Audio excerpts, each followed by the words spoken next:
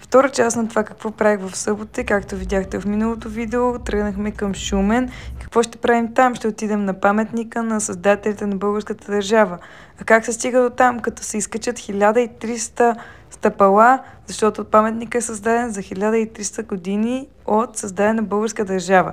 По пътя срещнахме тези малки котета, не снимах много по стълбите, защото беше бавно, изморително, но си заслужаваше да се види тази гледка. Естествено, освен тази красива гледка, има и паметника, който е доста впечатляващ с размерите си, но както може да разберем, е строен през комунистическо време, така че не очаквайте по-такъв разчупен дизайн.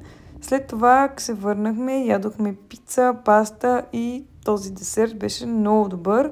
След това потеглихме обратно. Това е моста на Колофичето и след 2 часа път стигнахме обратно в Свищов и имахме една вечеря семейно. След това една чаша вино и естествено да отидем малко и на панаира, за който всъщност сме дошли. И така приключи моята събота. Кажете ми, вие бихте ли пътували до Шумен, за да отидете на този паметник или не?